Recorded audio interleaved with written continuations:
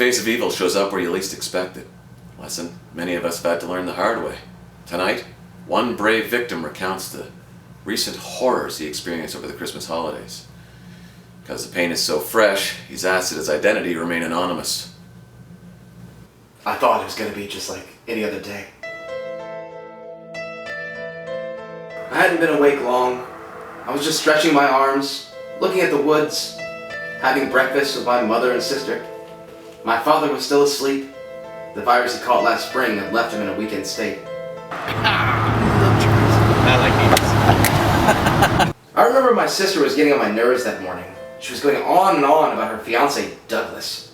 Oh my god, Douglas is the best fiancé ever. I love him so much. He's already got... That's lovely, dear. You're so lucky. Douglas. What a knob. He'll make a good dad one day. She wouldn't shut up about her wedding. Do you need a minute? No. Let's keep going. If only I'd known what was about to happen. That booze is... I would have told her that I loved her. I would have shown some interest. Growing up, my sister and I were very close. We liked living in the forest. It was quiet there. But we were isolated. We forgot what people are capable of.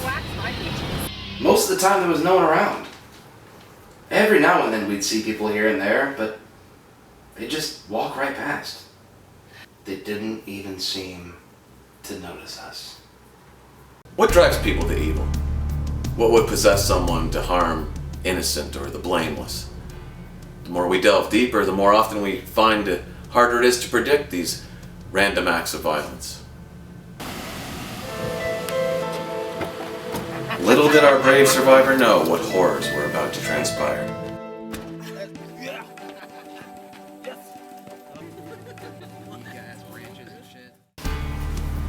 We heard them. We heard them coming. They're all poisonous. Is it Not all poisonous. We heard them coming from a distance. Shh. What was that? Sounds like some people. I don't like the sound of They're it. all poisonous. I'm sure it's just some rowdy hikers. Yeah, probably, but something doesn't feel right. What are you talking about? What's happening? Nothing. They'll be gone before you know it. We have to get all the way back to the parking lot. She kept telling me something doesn't feel right. It doesn't feel right. Look out, man. Something's not right. I'm scared. What are you talking about? You're scaring your mother. Everyone calm down. I'm sure it's fine. Hey, what about those over there? Oh my god, they see us. Look. Oh god, they're coming straight for us. There's a couple. Everyone just stay calm. Be quiet. Stay still. That's when I noticed something in the guy's hand. Oh my god, it's perfect.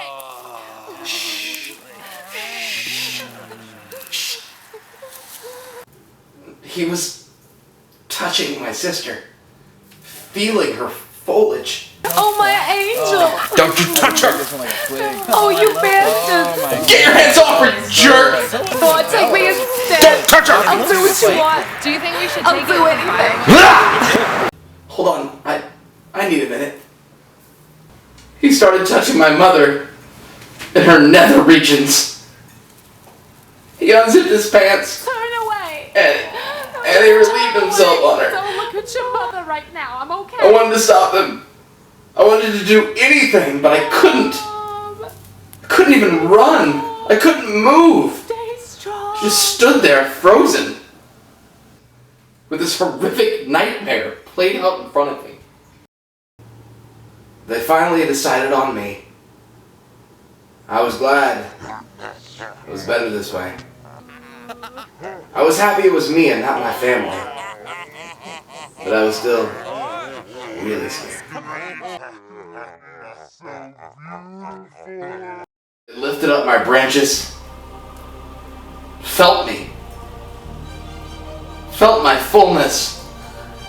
It marked my legs and started hacking, cutting, and slicing away at me until they tore me from my home. My mother and father and sister, they watched in complete horror as I endured this horrible agony. Stop! You're hurting him! Alright, let's get back to the house then. Done. Do it. Do it.